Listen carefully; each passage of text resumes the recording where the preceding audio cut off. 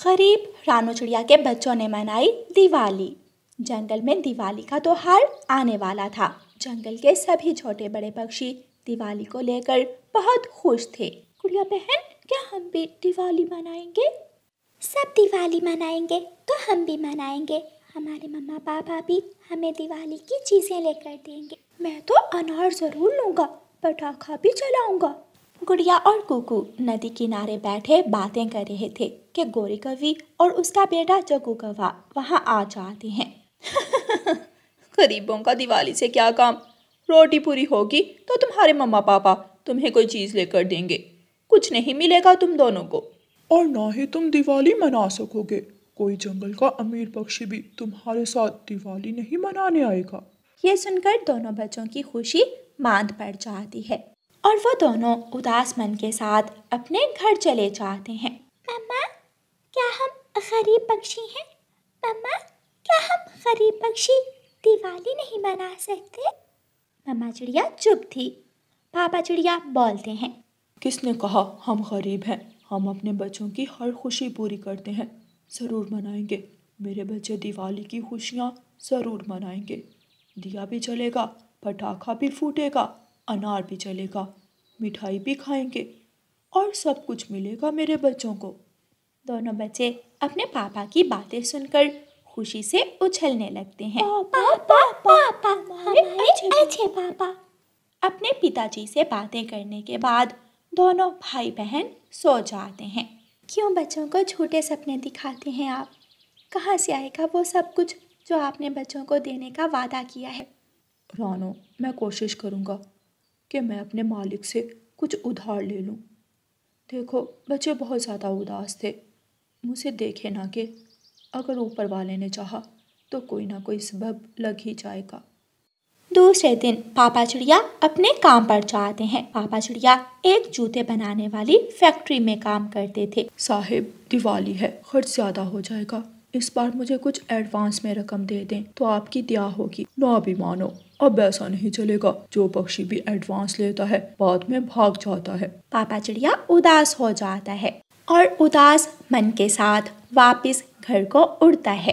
रास्ते में एक बूढ़ी चिड़िया माँ बैठी हुई थी। वो पापा चिड़िया से कहती है, बेटा, मैं जंगल में दिवाली की चीज़ें बेचने आई थी, लेकिन मैं बूढ़ी जान बहुत जल्दी थक जाती हूँ। आप मेरी ये चीज़ें बेच दें और आधा मुनाफा मैं आपको दूंगी। पापा चिड़िया बूढ़ी चिड़िया की बात सुनकर खुश हो जाता है।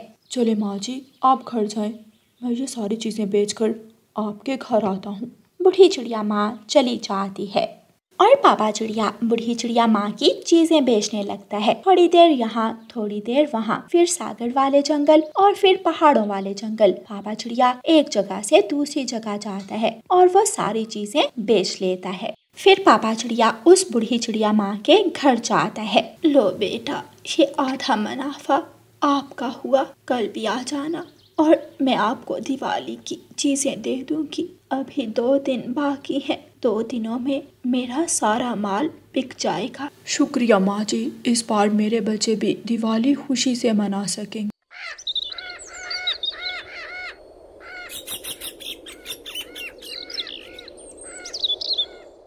पापा चिड़िया बूढ़ी माँ से पैसे लेकर अपने घर चला जाता है। घर जाकर पापा चिड़िया अपनी पत्नी को सारी बात बताता है। शायद कि ऊपर वाले की मदद है जो उस बूढ़ी माँ ने आपको आवाज दी। दूसरे दिन पापा चिड़िया फिर से वही काम करते हैं और बूढ़ी चिड़िया माँ की चीजें बेचते हैं। जो पैसे पापा चिड़िया को मिलते हैं, पापा चिड़िया वो पैसे लेकर अपने घर जा रहे थे कि रास्ते में एक बूढ़ी फाख्ता बैठी हुई थी। बेटा, ये पैसे मुझे दे दो, मैंने अपनी दवा लेनी है। पापा चिड़िया थोड़ी देर सोचते हैं और फिर, ठीक है माँ जी, इन पैसों की मुझसे ज़्यादा आपको ज़रूरत है, ये आप रख लें। पापा चिड़िया बूढ़ी फाख्ता को वो पैसे देकर अभी थोड़ी दूर ही गए थे कि उसे पीछे से आवाज़ आती है, तुम मेरी परीक्षा में पूरे उतरे और ये खजाने से भरा संदूक तुम्हारा हुआ। ये ले जाओ और अपने दिन बदल लो। बच्चों के जीवन में खुशियाँ होंगी और अब तुम्हारा हर दिन खुशियों भरा होगा। पापा चिड़िया की आंखें खुशी से रोशन हो जाती हैं और वह बूढ़ी फाख्ता से वह संदूक लेकर अपने घर चला जाता है। दिवाली का दिन आ जाता है। कुकू और गुड़िया के पास सब कुछ था। उनके घर रंग बिरंगी रोशनियाँ जल रही थीं, पटाखे थे, स्काई शॉट, बम, फूलझड़ी और कई तरह के छोटे बड़े अनार थे। रंग बिरंगी रोशनी वाली माचिस भी थी। गौरी आंटी, आपने कहा था कि गरीब के बच्चे दिवाली नहीं मना सकते, लेकिन ये देखें, हमारे मम्मा पापा ने हमें सब कुछ ले दिया है। गौरी कव्वी गुड़िया और कुकू से शर्मिंदा थे और फिर जंगल के सभी छोटे बड़े पक्षी पटाखे फोड़ने लगते हैं। प्यारे दोस्तों, आप सबको हमारी तरफ से दिवाली की शुभकामनाएं। और प्यारे दोस्तों, इस कहानी को लाइक, अपने दोस्तों के साथ शेयर और चैनल को सब्सक्राइब करना बिल्कुल मत भूलना। आपका धन्यवाद। रानो चिड़िया की ऐसी कहानियाँ सुनने के लिए YouTube सर्च बार में रानो चिड़िया की कहानी लिखें या फिर ये बटन दबाकर बोलकर कहें रानो चिड़िया की कहानी।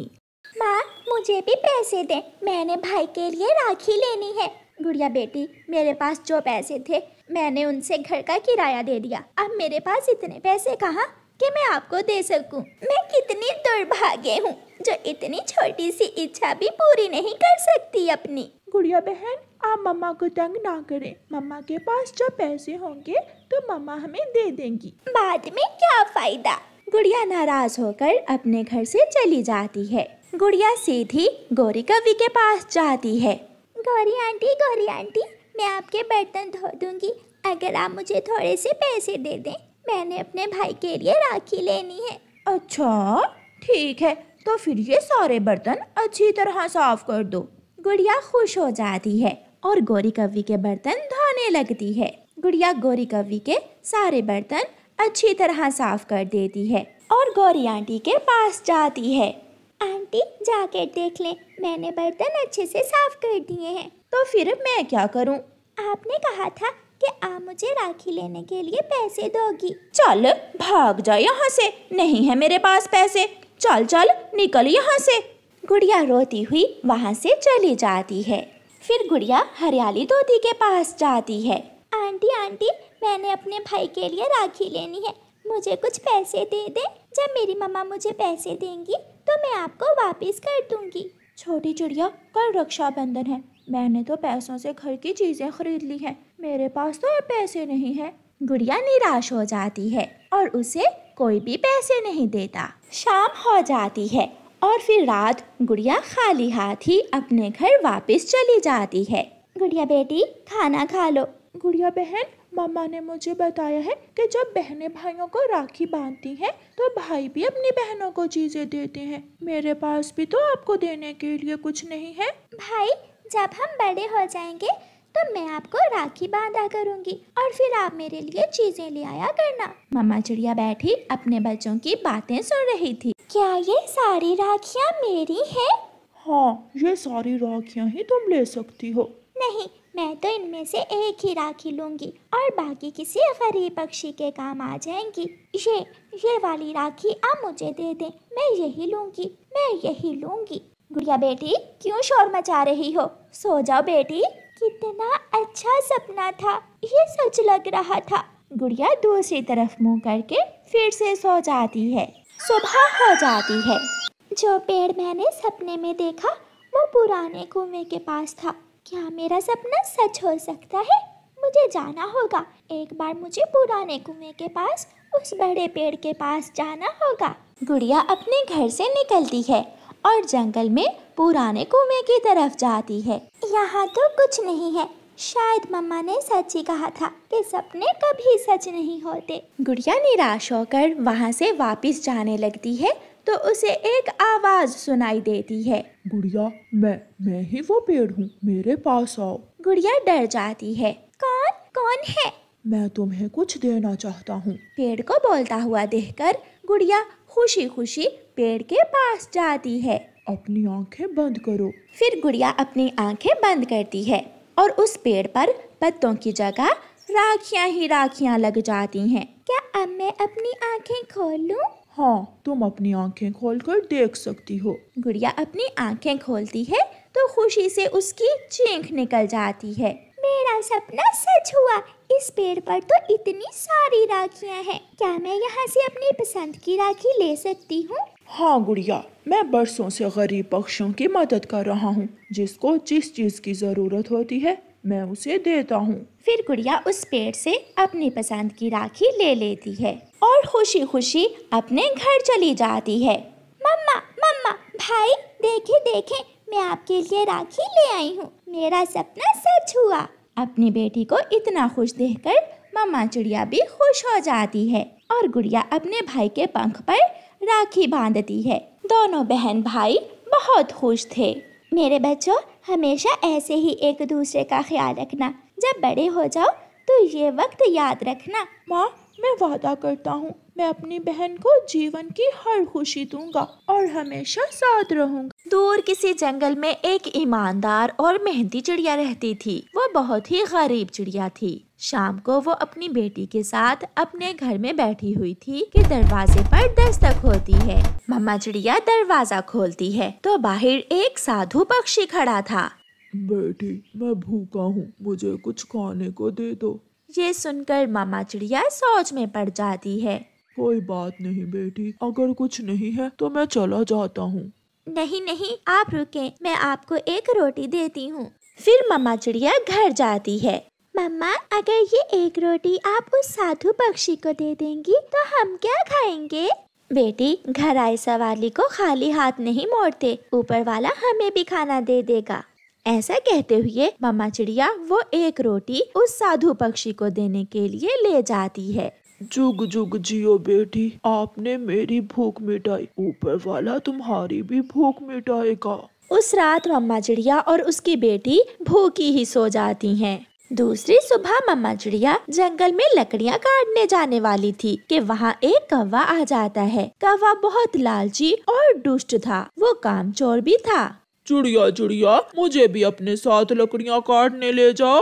कौवे भैया, आप वहाँ जाकर काम तो करते नहीं हो, उल्टा मुझे तंग करते हो। नहीं नहीं चिड़िया, अब मैंने सोच लिया है मैं मेहनत करूँगा और मेहनत करके बड़ा ऊंचा पक्षी बनूंगा।